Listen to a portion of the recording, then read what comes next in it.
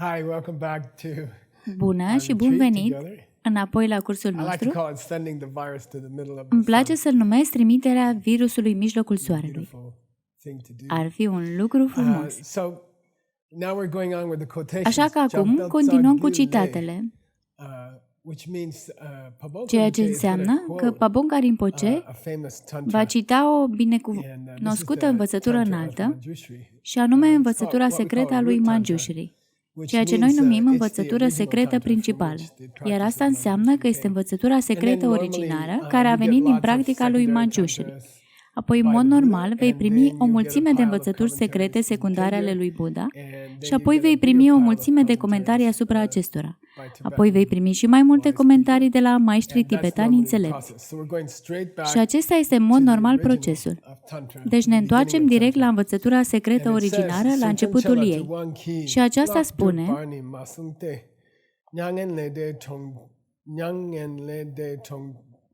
Something's wrong here with the meter. E ceva în neregulă cu contorul, o mică greșeală. Should be. Yodon chokyam mayeno. Okay. Tsutum chella tuwanki.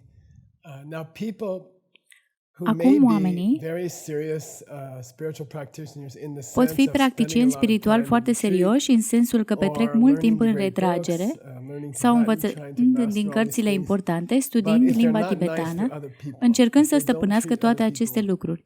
Dar dacă nu sunt buni cu alți oameni, dacă nu tratează alte persoane cu blândețe, Buddha nu a spus niciodată că ar putea practica învățăturile secrete, ca acei oameni să practice calea diamantului, să meargă în orașul Nirvana. Ei nu merg spre destinația corectă și nici măcar nu se îndreaptă în direcția bună. Bine? Deci dacă mergi de la Sedona spre orașul important Rimrock și începi să mergi spre vest, în direcția opusă, atunci te îndrepți în direcția opusă față de Rimrock. Și trebuie să faci ocolul lumii pentru a ajunge la Rimrock. Deci același lucru e și pentru învățăturile secrete. Dacă nu tratezi celelalte persoane cu blândețe, atunci nu numai că nu vei ajunge la Rimrock, vei merge exact în direcția greșită.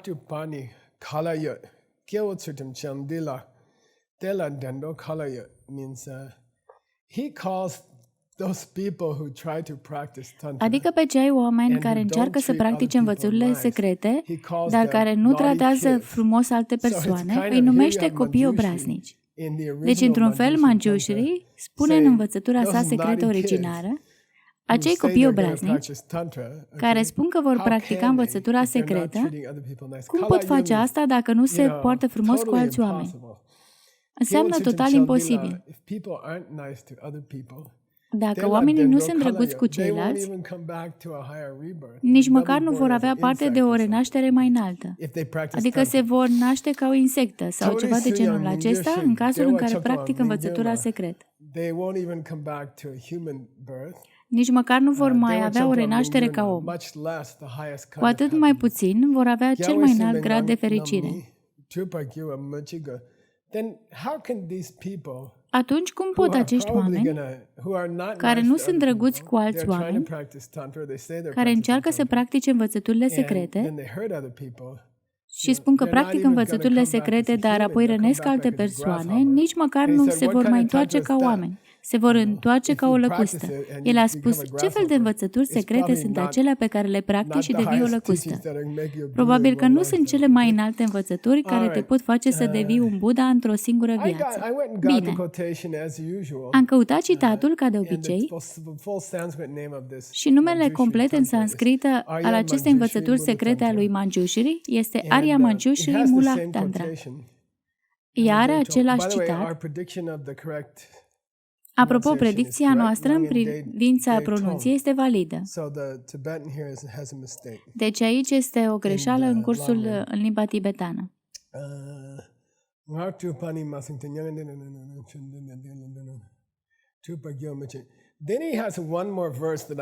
Apoi are încă un verset care m-am gândit că ți-ar place.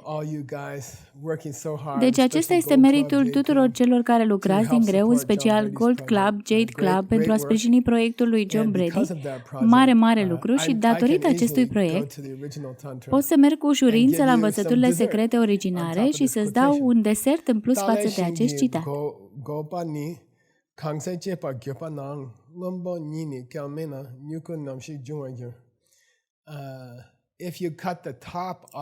Dacă tai vârful unui copac, ceea ce îți vom arăta aici, într-o imagine, și mi-a luat ceva timp să găsesc poza asta. Am avut-o clar în minte, cuvintele sunt foarte clare și așa ar arăta. Știi tu, un copac tăiat pe jumătate. Dacă tai vârful unui copac, să spunem că este un mărs sau ceva de genul. El dă exemplu unui palmier. Dacă tai partea de sus, cum o să-i crească vreodată ramuri? De unde ar ieși ramurile? De unde ar ieși lăstarii delicați ai luminarii tale, dacă ai tăia jumătatea de sus a copacului? Deci acesta este un exemplu interesant. Deoarece tratând alți oameni frumos,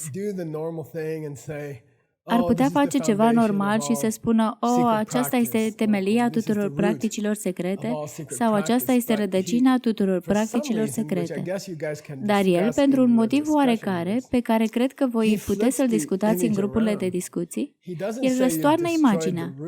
Nu spune că ai distrus rădăcinile, spune că ai distrus întreaga jumătate superioară a pomului fructifer. Deci cum vă puteți aștepta la fructe de la el? Cum vă puteți aștepta ca ramurile mici să înceapă să crească? Ați distrus șansele să primești mere dacă ai tăia jumătatea superioară a copacului.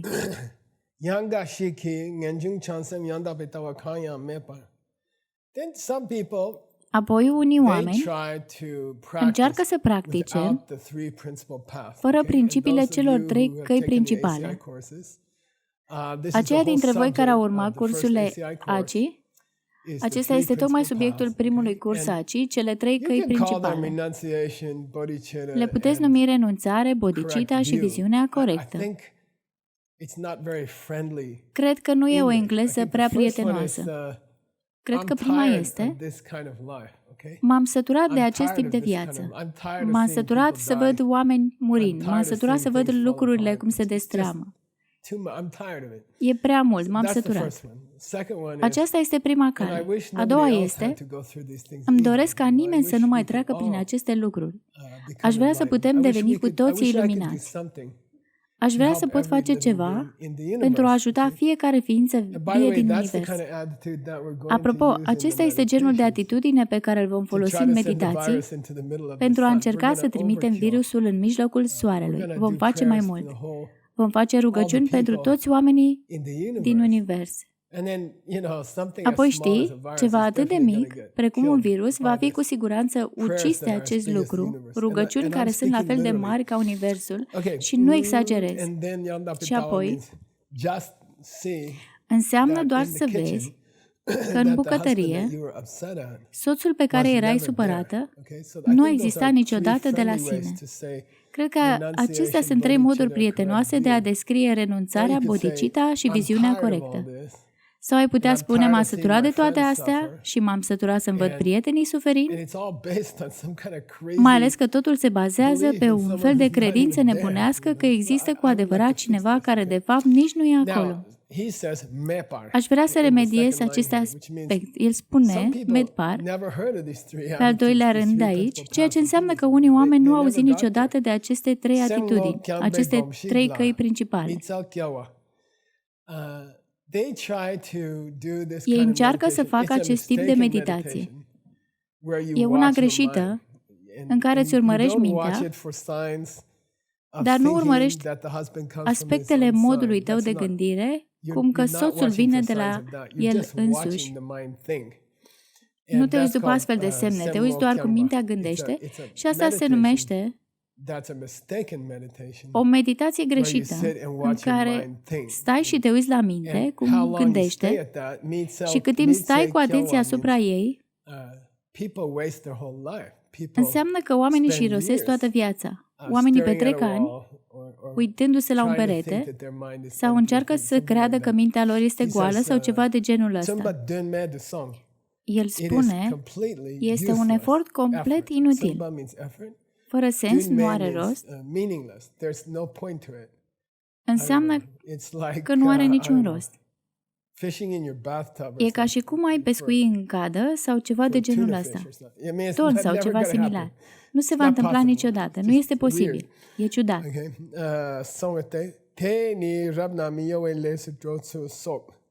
Și lama a continuat.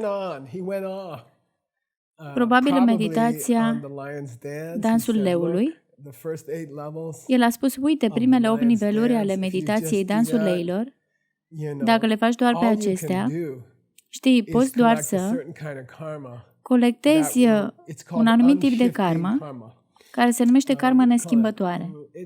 Cum numește asta? Nu poate fi deturnată, karma nedeviată, și înseamnă că dacă strângi acea karma, în mod normal te naști în tărâmul formei sau în tărâmul fără formă.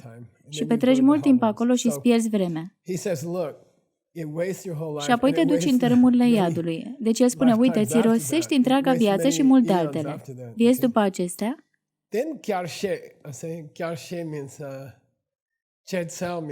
Apoi înseamnă că lama a concluzionat, a făcut un rezumat. A concluzionat, deci, am terminat o altă zi din învățăturile originale. Bun, și este un mare lucru. Învățăturile originare se întind pe 24 de zile. Babon Rinpoche a predat timp de 24 de zile. Vom face ceva similar cu acest Lamrim, adică luna aceasta. Sunt în total 24 de zile de predare. Am început această serie Lamrim acum aproximativ 10 ani. Făcând activitățile din ultimele 2 zile, ziua 23 și ziua 24, deoarece acestea sunt cum să meditezi și cum să vezi vacuitatea. Așa că ne-am gândit că ar fi bine să începem cu acestea două și apoi să facem Lamrimul de la început. M-am oprit ca să-ți dau raportul asupra a cât am progresat. Acum suntem pe cale să începem ziua 16. Dar de fapt am parcurs 2 zile în plus. Așa că acum începem ziua 19. Deci 19, 20, 21, 22, mai avem 6 zile și am terminat. 18 zile. Deci suntem cam la 70,75%. Acesta e destul de bine. Cred că ai putea spune că ne va lua încă 2 sau 3 ani sau ceva de genul ăsta. Și v-am promis că la desert vom merge la Marele Lamrim al lui Tsongkhapa și vom citi secțiunea despre Shamatha și Vipassana, despre cum să intri în meditație profundă asupra vacuității. Bun. În tibetană, în a 16-a zi, sunteți norocoși că acest obicei nu s-a răspândit spre vest. Bine? Acesta se numește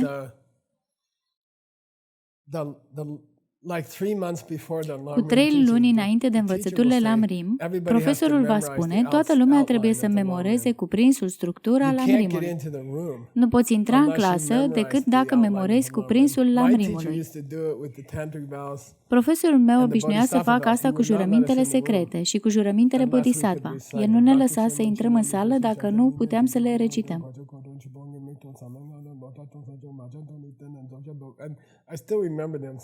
Încă mi le amintesc, deci cred că a fost util. Deci este un obicei ca elevii să memoreze cuprinsul și profesorul trebuie de asemenea să o memoreze. Profesorul ar închide ochii și ei ar cânta din memorie. Și atunci elevii și întreaga audiență vor cânta. E un obicei foarte drăguț. E un obicei foarte frumos. Deci în a 16-a zi, învățătorul nostru, Babon Rinpoche, a făcut A respectat vechiul sistem. A respectat vechiul obicei de a începe cu învățătura în stil vechi, care este foarte potrivit. Apoi a spus,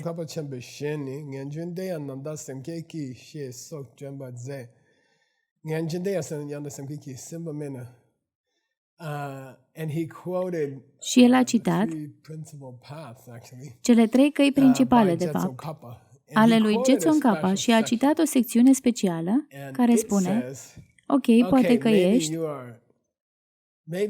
poate că ai ajuns în sfârșit la un punct în care ți este frică de viață sau ești îngrijorat sau sătul de viață. Și ți-ai dori să fie mai bine. Și cred că virusul ne ajută pe toți să ajungem acolo. Poate că ai ajuns la prima cale principală acum. Ei bine, atunci trebuie să o impregnezi cu bodhicitta. Trebuie să o impregnezi cu dorința de a ajuta alte persoane să ajungă la propria lor libertate. Bine? Deci de aceea el citează, pentru a începe clasa, pentru a începe ziua, Lama, după ce a făcut... va cita un fragment celebru din Scriptură care se va aplica la învățătura zilei.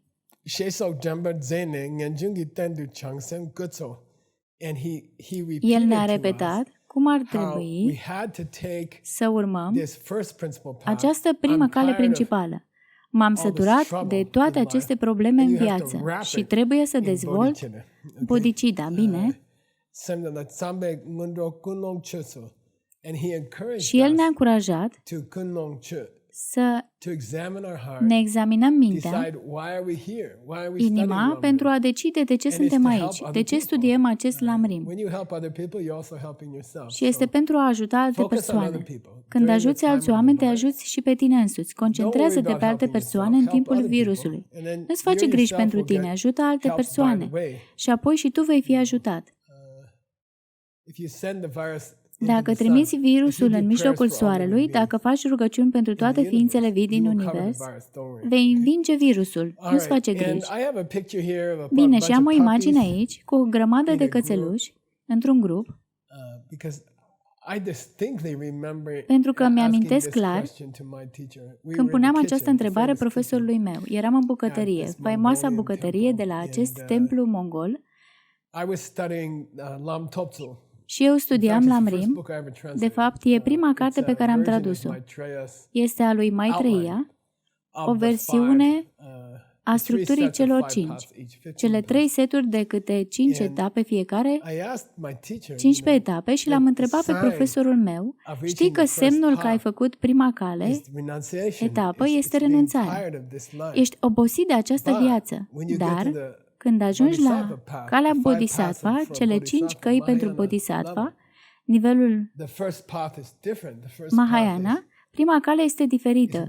Prima cale este să muncești pentru a ajuta toate ființele vii, după cum deja știi. Așa că am spus, asta mă nedumerește un pic, știi? În termeni DCI, o tragedie în viața ta te va ajuta să începi.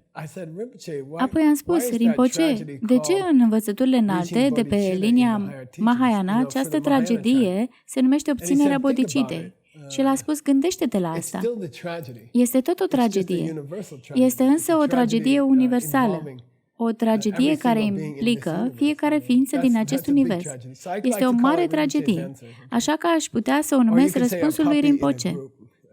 Sau ei putea spune un cățeluș într-un grup. Îmi place ideea asta. Nu ești îngrijorat de un cățeluș, ești îngrijorat de întregul coș cu cățeluși, adică întreg universul.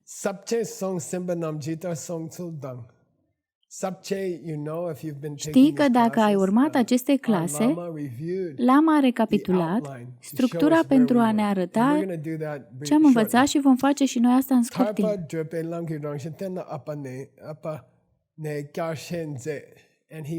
El a trecut prin etapele pe calea spre Nirvana, Nirvana personală. El a trecut rapid prin ele, în principal cele 3 antrenamente. Da, și roata vieții. Apoi lama a intrat în ritm. Publicul îi ține sonul, cred că acești lama fac aceste introduceri, fiindcă așteptau câteva mii de păstori de iac să vină la ore și probabil aceștia întârziau mereu, nu aveau ceasuri în toată țara, așa că lamașii prezentau și alte lucruri pentru o vreme.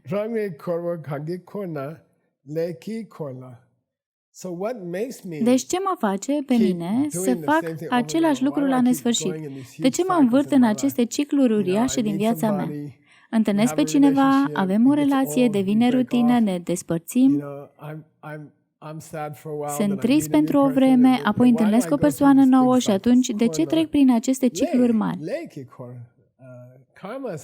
Karma te ține în aceste cercuri uriașe. Ceea ce declanșează această karmă sunt emoțiile negative. Și toate emoțiile negative sunt declanșate de faptul că eu cred că soțul vine de la el însuși. Asta o declanșează. Asta este și nimic altceva. Nu poți indica alt motiv pentru durerea noastră, decât că te gândești că lucrurile vin de la ele însele.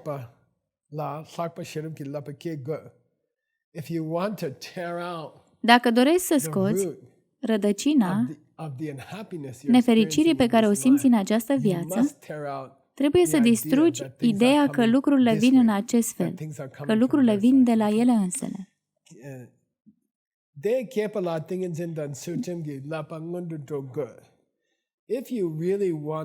Dacă într-adevăr dorești să distrugi această convingere profundă că lumea vine către tine din exterior, atunci vei avea nevoie de două lucruri. Numărul 1, trebuie să înveți să meditezi. Trebuie să meditezi în fiecare zi. Și ca să faci asta ai nevoie de ce anume? Pentru $10. Deci? Spune din nou. Moralitate. Amândouă. Dar aici se leagă. El face conexiunea, da, pentru că o ia înapoi pe fir logic, demonstrând relația de cauzalitate, corect? Și cum a ajuns la faptul că dacă vrei înțelepciune, ai nevoie de meditație, dacă vrei să meditezi, trebuie să tratezi frumos alte persoane, în caz contrar, dacă tulburi mintea altor persoane, cum o să stai vreodată în poziție de meditație și să ai mintea liniștită? Asta nu e karma? Prin urmare, fundația este tratează frumos celelalte persoane.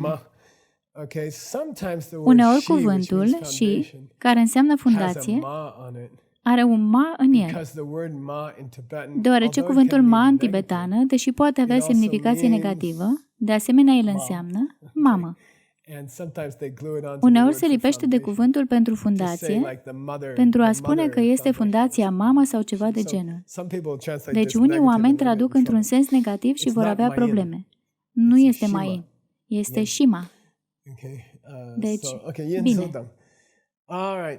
Și apoi, în cele din urmă, Pabonka Rinpoche închide această secțiune cu măiestrie printr-o imagine incredibilă. Bine, așa că voi arăta aici o imagine cu doi tipi care încep să se cunoască, știi? Cineva le face cunoștințe la birou. Și știi, tipul spune: faceți cunoștință cu prietenul meu, cu tare, el are o propunere de afaceri pentru tine și ceilalți tipi spun: da, spune-mi despre ce e vorba. E un cântec numit Ajung să te cunosc. E ca și cum nu te-aș cunoaște prea bine și apoi am încercat să te cunosc și acum am ajuns să te cunosc și chiar să te iubesc. Să-mi cam placă de tine. Deci se numește Ajung să te cunosc. Când încercați să aplicați antidotul asupra emoțiilor negative, acest sten înseamnă aplicarea unui antidot. Spune, e foarte amuzant, Pabonka Rinpoche spune: o să te învăț un truc, bine? Îl văd aplecându-se, nu uita că vorbea cu câteva mii de oameni, fără microfon, timp de 8 ore. De necrezut. Parcă îl văd aplecându-se spre public, cu o voce joasă. Zice, îți voi spune un secret. Care e secretul? El spune, te voi învăța cum să scapi de obiceiurile tale proaste, obiceiurile mentale proaste. Bine, învață-mă. Știi, el spune, bine. Să presupunem că ești furios pe cineva care te-a supărat.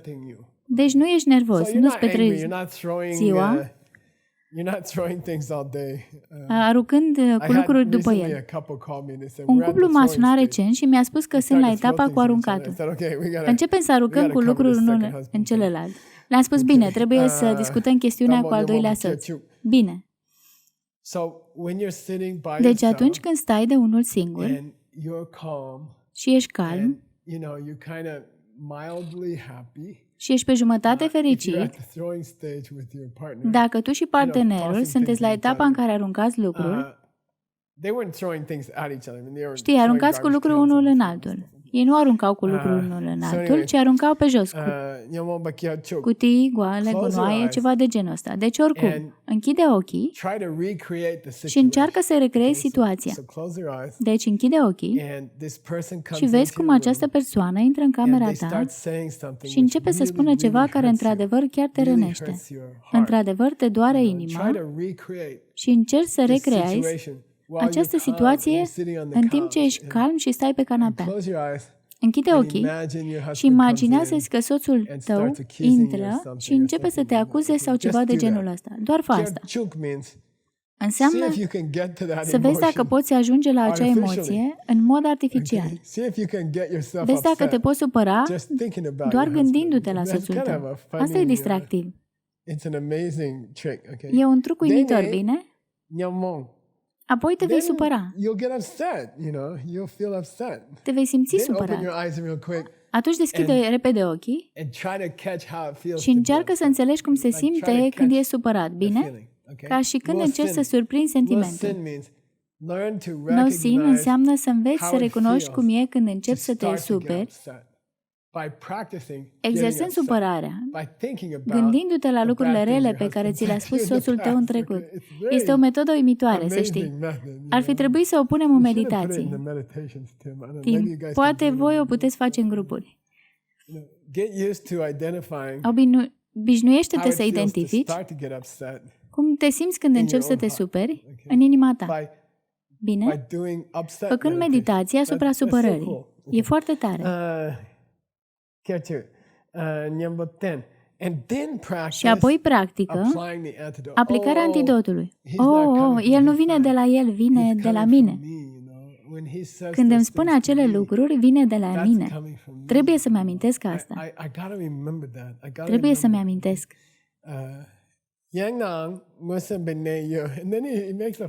Apoi este amuzant. Spune el, este atât de amuzant. El spune, uite, o să strice toată ziua. Înseamnă că îți va strica toată ziua. Aceasta este marma, cum îi spune? Marma hata. Punctul critic. Dar există un ne. Înseamnă aici, da, o să-ți distrugă toată ziua. Dacă faci această meditație în care practici supărarea pe soțul tău, dar punctul crucial al acestei mini-meditații este să înveți să identifici cum se simte când e supărat sau atunci când începi să te superi și nu te mai poți opri. Așa a încheiat profesorul nostru comentariile dimineții. Și așa încheiem acest episod. Vă mulțumesc că ați venit la cursul de Lamrim. Nu uitați să faceți această meditație în care practicați supărarea. Dacă ești norocoasă, soțul tău va veni în cameră și te va ajuta. Și știi, chiar funcționează destul de bine. Apropo, nu încercăm să identificăm cum e să fii supărat. Știm cu toții asta. Încercăm să învățăm să recunoaștem ce simțim când începem să ne supărăm. Pentru că acolo te poți opri. Odată ce e supărat, este aproape imposibil să te oprești. Deci dacă am putea învăța să recunoaștem primele câteva minute, momente de supărare, atunci am putea face ceva în legătură cu asta. Am putea aplica înțelepciunea. Bine, super. Ne vedem atunci în episodul numărul 9.